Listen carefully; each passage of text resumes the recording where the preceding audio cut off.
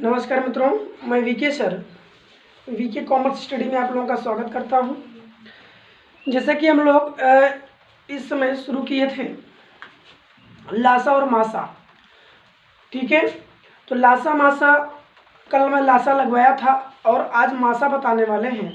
लेकिन मासा बताने से पहले कुछ टॉपिक है उस पर हम लोग चर्चा कर लेते हैं, क्योंकि ये जो टॉपिक बताने चल रहे हैं बहुत इंपॉर्टेंट है। ये आपके इस एग्ज़ाम में तो आएगा ही, लेकिन ये सीटेड एग्ज़ाम में बहुत पूछा जाता है पैडागॉजी से। तो इसका अगर मीनिंग पता होगा तो पैडागॉजी जो क्वेश्चन आएंगे सब आप लोग लगा ले जाएंगे, ठीक है। तो वो क्या क्या है भाई, ध्यान दीजिए। चैप्टर चल रहा है एलसीएम और एचसीएम। एलसीएम मतलब लासा और एचसीएम मतलब मासा, ठीक है। इसमें हम आज 4 टॉपिक पहले जान लेते हैं। सबसे पहले ये जानेंगे अपवर्त क्या होता है। अपवर्त और दूसरा है अपवर्तक। पहले दोनों जान लेते हैं, अपवर्त और अपवर्तक। यहाँ पर अपवर्त का मतलब होता है गुणज से। किससे होता है बेटा? गुणज से। और अपवर्तक का मतलब होता है गुणन खंड से, ठीक है। अपवर्त और अपवर्तक। अपवर्त का मतलब क्या हुआ बेटा? अपवर्त का मतलब गुणज और अपवर्तक का मतलब होता है गुणन खंड, ठीक है। इसी से बना हुआ 2 शब्द और है। एक है अपवर्त, समापवर्त, है ना। इसी से बना है समापवर्त, समापवर्त और दूसरा समापवर्तक।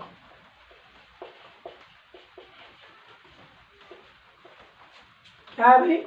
समापवर्त और समापवर्तक। पहले हम इन दोनों को जानते हैं तो इसी से हम इसको भी जानेंगे, ठीक है। जैसे समापवर्त मतलब लघुत्तम समापवर्त कहा जाता है, लेकिन महत्तम समापवर्तक कहा जाता है। मतलब समापवर्त से हम एलसीएम को जानकारी करेंगे और समापवर्तक से हम एचसीएम को जानकारी करेंगे, ठीक है। देखिए बहुत चारों टॉपिक बड़ा इंटरेस्टेड है लेके आए हैं और इसको बेहतर से आप लोग समझिएगा, ठीक है। ये कमाल का टॉपिक है, जान लीजिए। सीटेट के लिए बहुत पसंदीदा सवाल आता है और आपसे पूछ लेगा 4 का अपवर्त बताइए, 5 का अपवर्त बताइए, 6 का अपवर्त बताइए, 7 का अपवर्तक बताइए। ऐसे क्वेश्चन पूछ लेगा तो क्या करेंगे आप लोग बताइए? लगाना पड़ेगा ना। तो इस टॉपिक को आज क्लियर कर लेते हैं, ठीक है।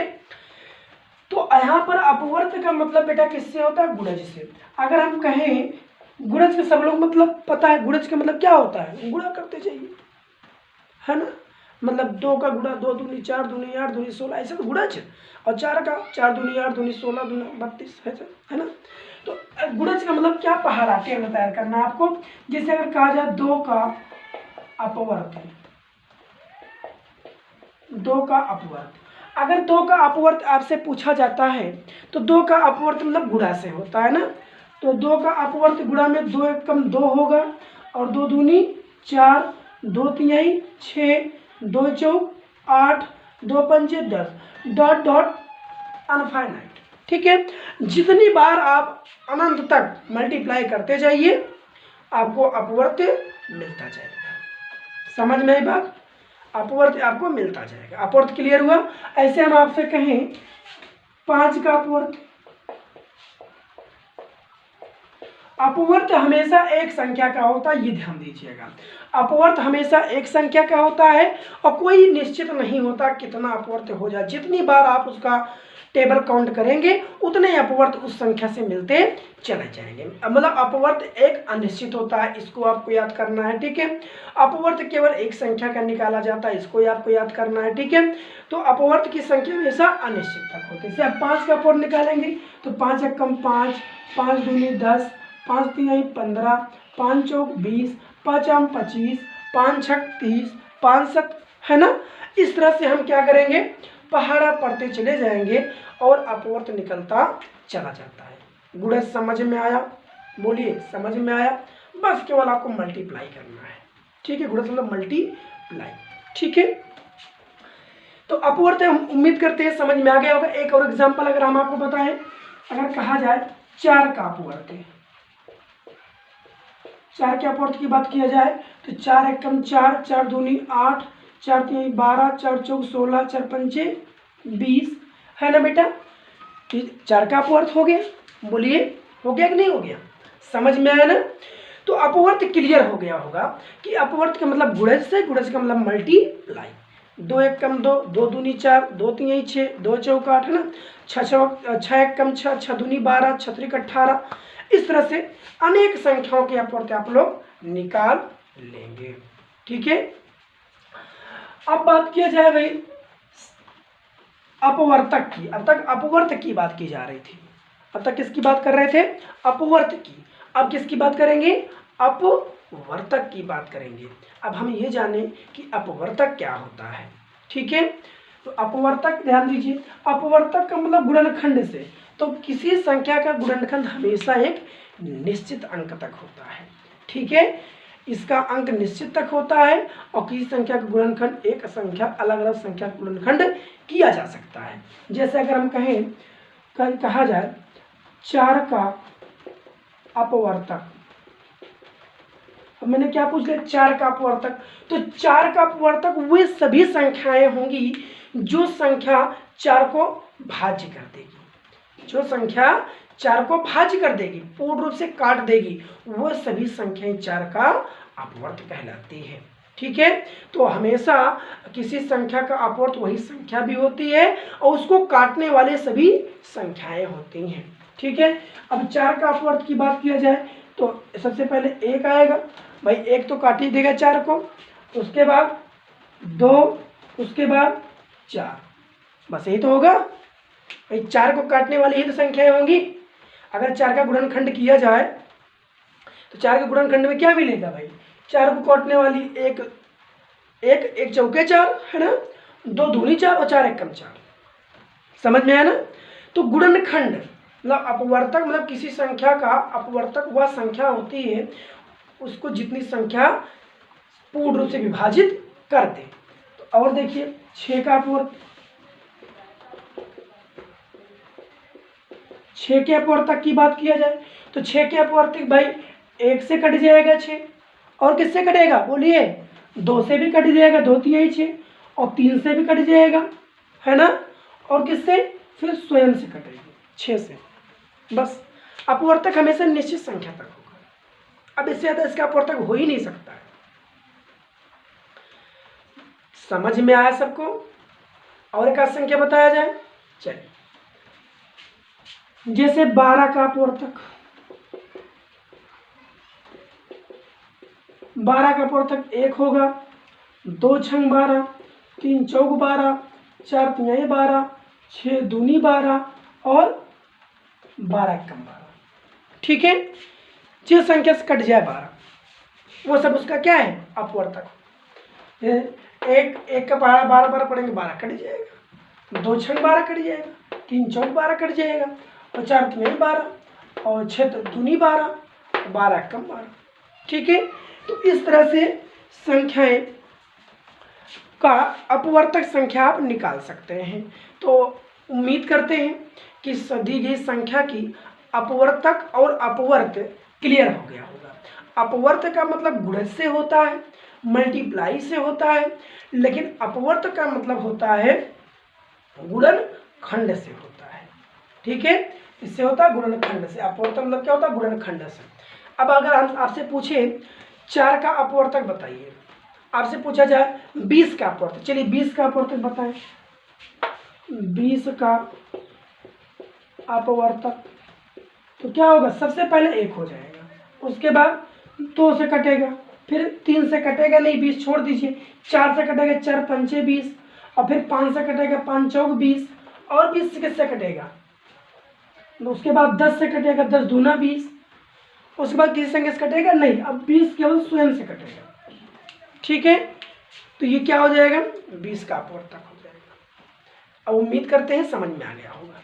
ठीक है बेटा, चलिए अब बात किया जाए, अगला बात कर ले समापवर्तक और समापवर्तकी। ठीक है, तो ये भी बड़ा इंपॉर्टेंट टॉपिक है। अगर ये विधिवत समझ में आ गया तो जान लीजिए इन्हीं दोनों से आप लासा और मासा भी क्लियर हो जाएगा। ठीक है, लासा कल बता दिए, मासा भी आज क्लियर करेंगे।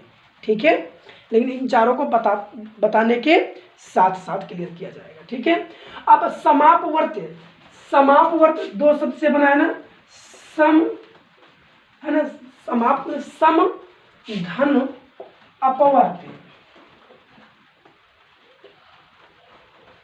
समधन अपवर्त, मतलब जहां पर अपवर्तों की समरूपता पाई जाए जिसमें। तो भाई जब समरूपता की बात की जा रही है तो किसी एक पद में कोई समरूपता है। जैसे हम कह दें ये हमारा पेन है, आप इसकी तुलना कीजिए। भाई जब इसके साथ किसी और को ले आएंगे तभी तो उसके समान इसकी तुलना की जा सकती है। अकेले में कोई तुलना करेंगे बताओ? अब अकेले यही है तो ये सर्वे है भाई, अच्छी है चाहे बुरी है लेकिन अच्छी है।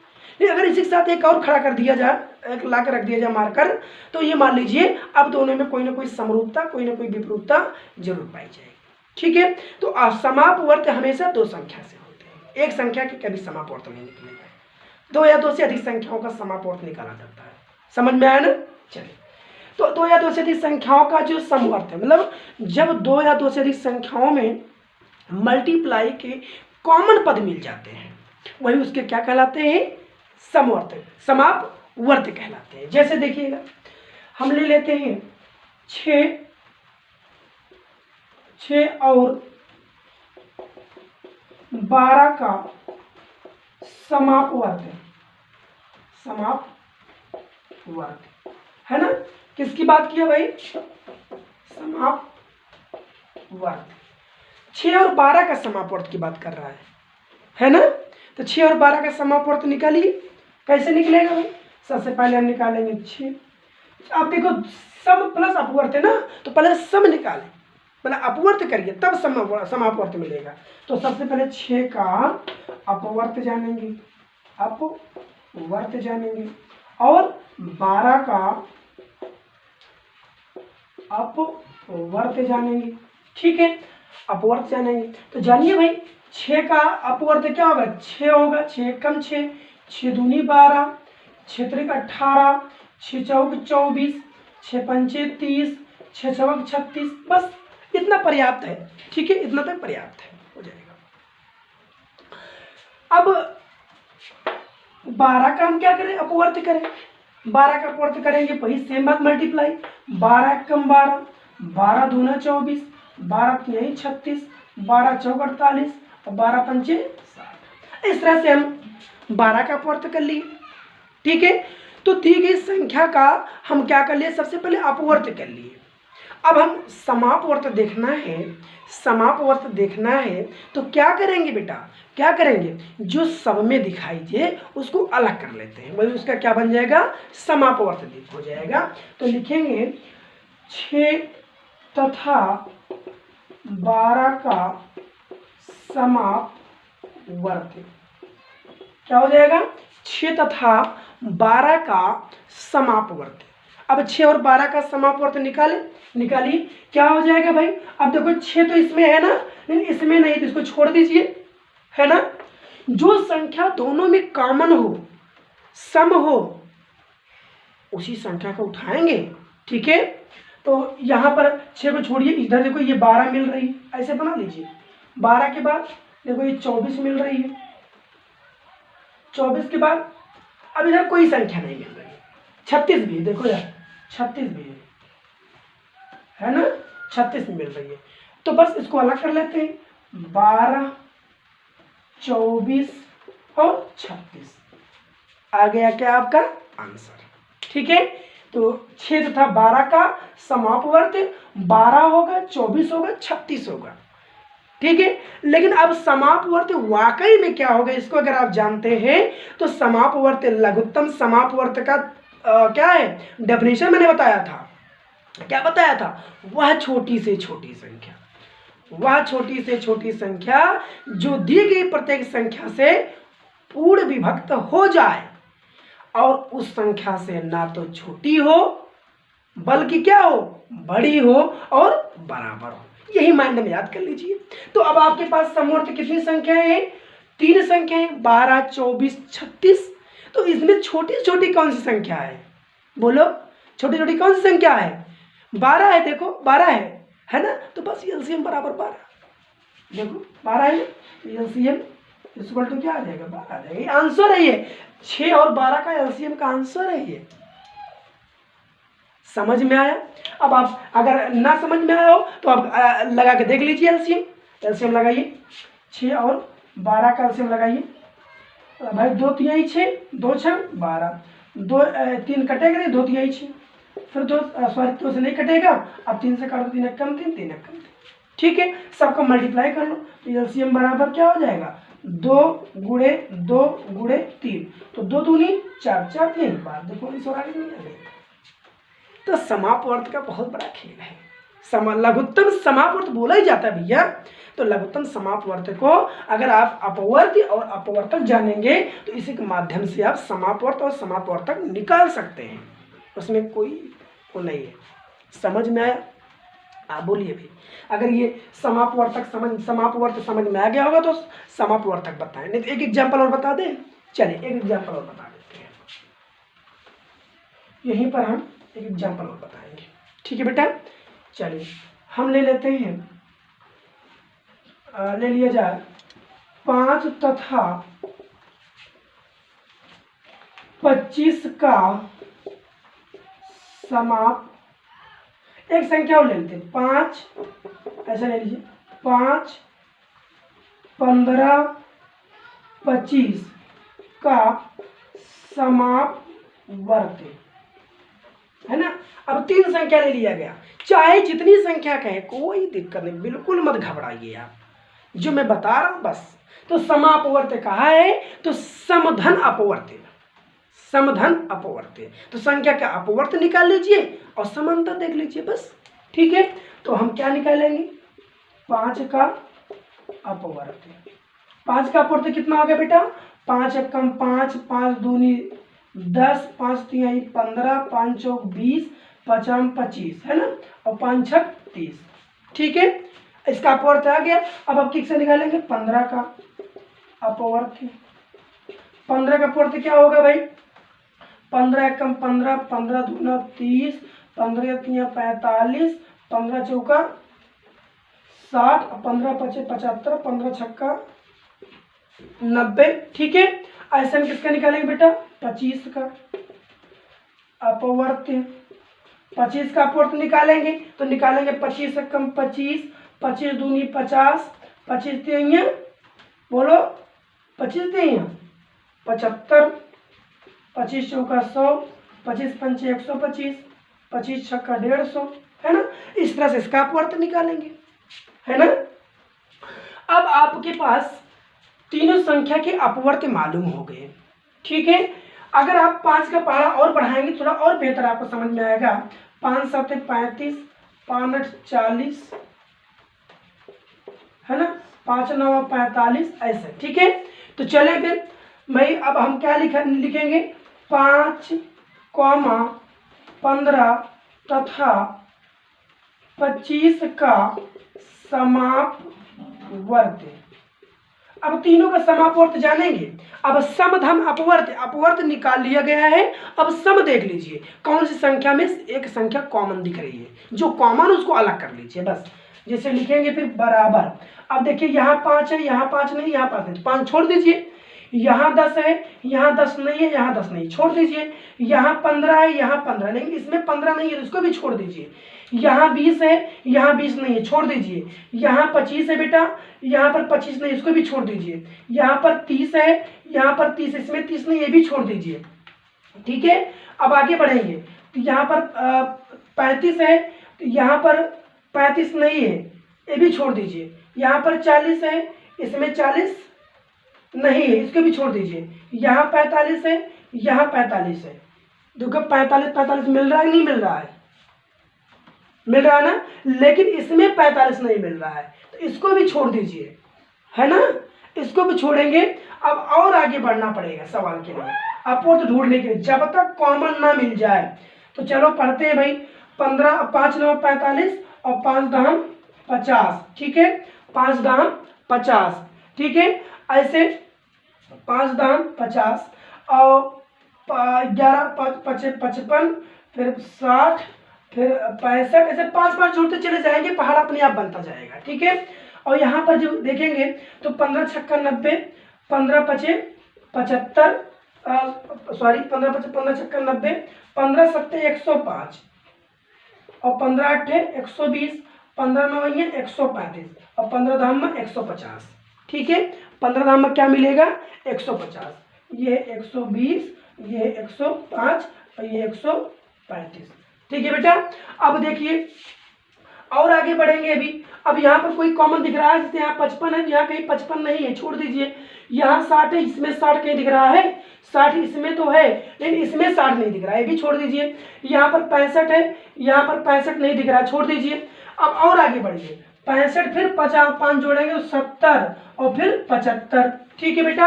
अब देखो इसके पहाड़ में 75 आया है और इसके पहाड़ में 75 आया है और इसको पहाड़ में 75 आया है। अब जाके सब में कॉमन मिलेगा नहीं? कॉमन ढूंढना है, जितनी बार पहाड़ा पढ़ते जाइए, अपवर्त निकालते तब तक निकालते जाएंगे जब तक तीनों में कोई कॉमन पद ना मिल जाए। तो देखो 75 उसमें 75 इसमें है, यही 75 आपका क्या हो जाएगा? आंसर हो जाएगा। क्या हो जाएगा? एलसीएम हो जाएगा, ठीक है। समझ में आया ना? अगर आपको इस तरह से ना हो तो प्रैक्टिकली आप लगा सकते हैं। इधर देखिए लगा लेते हैं भाई, 5 15 और 25 का क्या निकालेंगे? एलसीएम। तो निकालेंगे, 3 से काटिए, 5 कटेगा नहीं, 3 पचे 15, 25 उतार दीजिए। अब 5 से काटेंगे, 5 एक कम 5, 5 एक कम 5 है ना, और 5 25, फिर 5 से काटेंगे 1 1 1, ठीक है। तो अब इसको गुणा करेंगे, 5 तिहाई 15 और 15 पचे 75। देखो आ रहा है नहीं आ रहा है? समझ में आया? तो अपवर्त का मतलब होता है गुणा से, मल्टीप्लाई, गुणा करते चले जाइए एकदम, ठीक है। जितनी संख्याओं का अपवर्त समापवर्त पूछेगा आप उन सभी संख्याओं का अलग अलग अपवर्त करिए। अपवर्त करने के बाद कॉमन पद देखिए, बस समपद देखिए जो सभी में दिखाई दे, वही उसका क्या होता है? समापवर्त होता है। समझ में आया बेटा? समझ में आ गया होगा, ठीक है। अब हम बात करते हैं समापवर्तक का। सेम इसी तरह है, समापवर्तक भी सेम इसी तरह है। देखिएगा ये भी बराबर क्या हो जाएगा? सम धन अपवर्तक, अपवर्तक, समधन अपवर्तक मतलब समापवर्तक। तो भाई इसमें भी करना है, जैसे इसमें हम अपवर्त निकालते थे वैसे उसमें अपवर्तक निकालेंगे। जैसे अब कहा जाए, क्वेश्चन क्या कहा भाई? कह दिया 6 तथा 12 का समापवर्तक, समापवर्तक। अब 6 और 12 का समापवर्तक पूछा है बेटा, तो समधन अपवर्तक। पहले हम क्या निकालेंगे? अपवर्तक निकालेंगे। तो 6 का अपवर्तक, 6 का अपवर्तक, तो 6 का अपवर्तक क्या होगा भाई? 6 का गुणनखंड कीजिए, क्या होगा? 1 होगा और 2 3 6 और 3 दूनी 6 और 6 कम 6, बस 3 अपवर्तक बनेगा भाई। 1 से कटेगा 6, 2 3 6 2 से कट रहा है, 3 दूनी 6 3 से कट रहा है, फिर 6 से कटेगा, 6 कम 6, ठीक है। ऐसे हम 12 का निकालेंगे, 12 का अपवर्तक, 12 का अपवर्तक जानेंगे। तो 12 का अपवर्तक 12 1 से कटेगा और 2 से कटेगा, 3 से कटेगा, 4 से कटेगा और 6 से कटेगा, 12 से कटेगा, ठीक है भाई। काट के देख लो, 2 छंग 12, 3 चौक 12, 4 3 12, 6 दूनी 12, 12 1 कम 12। समझ में आवा? बहुत तेज तो नहीं चल रहे हैं? चलिए, तो समापवर्तक निकालने के लिए बेटा जितनी संख्या का समापवर्तक कहेगा उतनी संख्याओं का आपको क्या करना है? सबसे पहले बोलिए क्या करना है? अपवर्तक निकाल लेना है अलग अलग, ठीक है। अपवर्तक का मतलब गुणनखंड से, मतलब जो संख्या को विभाजित कर दे वह उसका अपवर्तक होगा, ठीक है। अब जब अपवर्तक निकाल लेंगे अब लिखेंगे समापवर्तक। देखिए कितना आसान हो गया, 6 तथा 12 का समापवर्तक, ठीक है। अब 6 तथा 12 का समापवर्तक क्या होगा भैया? अब देखो किसमें कॉमन क्या दिख रहा है? यहाँ पर 1 है तो यहाँ पर 1 लिख लो, 1, यहाँ पर 2 है तो 2 लिख लो, और यहाँ पर 3 है तो 3 लिख लो, और यहाँ पर 4 है छोड़ दो, उसमें 4 नहीं है, यहाँ पर 6 6 लिख लो, यहाँ पर 12 है, 12 इसमें नहीं है, छोड़ दो। समझ में आवा। अब देखिए महत्तम समापवर्तक कहा जाता है, जिसे लघुत्तम समापवर्त था उसका दूसरा नाम क्या है, महत्तम समापवर्तक। महत्तम समापवर्तक उसके डेफिनेशन में नहीं बताया हुआ भाई, ठीक है। महत्तम समापवर्तक क्या होता है, वह बड़ी से बड़ी संख्या, यहाँ छोटी छोटी संख्या की बात किया था ना, तो महत्तम में क्या बात करेगा, वह बड़ी बड़ी से बड़ी संख्या जो दी गई प्रत्येक संख्या को पूर्ण विभक्त कर दे। तो अब इसमें देखो बड़ी से बड़ी संख्या क्या दिख रही है, बोलो क्या दिख रही है, एक है नहीं, क्या है 6 है। तो यह मासा बराबर क्या आ गया 6, आंसर आ गया। कॉमन पर ढूंढिए ना अपवर्तक करने के बाद, समझ में आया ना। जैसे अब हम अगर मासा निकालेंगे तो निकाल के देख लीजिए भाई, 6 से 12 को काटो, 6 दूनी 12 कट गया, तो आंसर क्या आएगा 6 आएगा, ठीक है। समझ में आया ना। चलो मासा हम यहाँ लिखा दे रहे हैं, मासा बराबर, जैसे आप लोग हम लासा पढ़ाए थे लेकिन मासा नहीं पढ़ाए थे, तो मासा यहाँ पर पढ़ा दे रहा हूँ, ठीक है। तो आपको लासा और मासा इससे भी निकालना आ जाएगा, अपवर्तक और समापवर्तक, समापवर्त और समापवर्तक निकालने से। चलिए भाई लिखेंगे, अगला टॉपिक है मासा। मासा पर लिखेंगे वह बड़ी से बड़ी संख्या जो दी गई प्रत्येक संख्या को पूर्ण विभक्त कर दे उसे मासा कहा जाता है, ठीक है बेटा। वह बड़ी से बड़ी संख्या जो दी गई प्रत्येक संख्या को पूर्ण विभक्त कर दे उसे क्या कहा जाता है, मासा कहा जाता है। और मासा दी गई संख्या से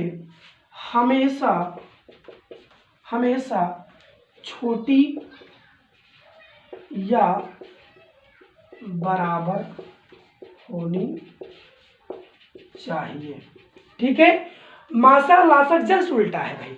वहां लासा में क्या था, वह छोटी से छोटी संख्या जो दी गई प्रत्येक संख्या से पूर्ण विभक्त हो जाए उसे क्या कहा जाता था, लासा। लेकिन संख्या से लासा हमेशा बड़ा हो या बराबर हो। लेकिन मासा में क्या है, वह बड़ी से बड़ी संख्या जो दी गई प्रत्येक संख्या को पूर्ण विभक्त कर दे उसे मासा कहा जाएगा, और संख्या से हमेशा छोटी होगी या बराबर होगी, ठीक है। मासा क्लियर हुआ ना। फॉर एग्जाम्पल जैसे 6, 24 और 36, हाँ एक और संख्या ले लेते हैं भाई, 12, 24 और 36 का मासा क्या होगा, मासा मतलब क्या, महत्तम समापवर्तक, क्या, महत्तम समापवर्तक, ठीक है। तो इसकी गणना के लिए ध्यान दीजिए, अब सबसे पहले क्या करेंगे, मासा के लिए भाग विधि से आज उसे एग्जाम्पल बता दे रहे हैं, ठीक है। कल मासा पे और आधारित सवाल बता दिए जाएंगे, ठीक है। तो भाग देंगे 12, सबसे छोटी संख्या से भाग देंगे, 24 में भाग दो, 24 में भाग देंगे तो हो जाएगा 12 दूना 24, देखो कट गया कि नहीं कट गया। अब देखो 12 से 24 कट गया, क्या 36 भी कट रहा है, 12 को भाग दो 36, 12 दूना 24, 12 यही 36 से भी कट जा रहा है। तो आपका लासा क्या, मासा क्या आ गया, मासा क्या आ गया भाई 12, मासा क्या आ गया 12, ठीक है। देखो 12 दूना 24, 12 36 कट गया, कोई दिक्कत नहीं। तो मैंने क्या बताया, दी गई संख्या से हमेशा छोटी होगी या बराबर होगी। देख लीजिए 12 के तो बराबर है, लेकिन 24 और 36 से छोटी है, कभी बड़ी नहीं हो सकती है, ठीक है। बड़ी क्या होता है, लासा होता है। समझ में आया ना, क्लियर हुआ। आज का टॉपिक सबको क्लियर हो गया है। अपवर्त क्या होता है, संख्याओं का गुणन, क्या, गुणज, मल्टीप्लाई, है ना, क्या होता है? अपवर्त्य। अपवर्तक क्या होता है? संख्याओं का गुणनखंड, ठीक है। और समापवर्त्य क्या होता है? सम प्लस अपवर्त्य, संख्याओं के अपवर्त की समान संख्याएं क्या होती हैं? समापवर्त्य कहलाती हैं, ठीक है। आप सबका अपवर्त्य निकालेंगे, जो दो सम में दिखाई दे उसको लिख लेंगे, ठीक। और समापवर्तक समधन अपवर्तक, प्लस अपवर्तक मतलब क्या? गुणनखंड, सभी संख्याओं का गुणनखंड करेंगे, गुणनखंड करने के बाद क्या करेंगे? सम संख्या देख लेंगे, जो सम में है वही उसका समापवर्तक होगा। समझ में आया? आज गर्मी बहुत है, समझ में आ गया होगा, ठीक है। चलिए, धन्यवाद। लगाइएगा आप लोग, इस पर प्रैक्टिस करिएगा। प्रैक्टिस करने पर कोई समस्या होती है तो आप जरूर कमेंट में देंगे, ठीक बेटा। धन्यवाद।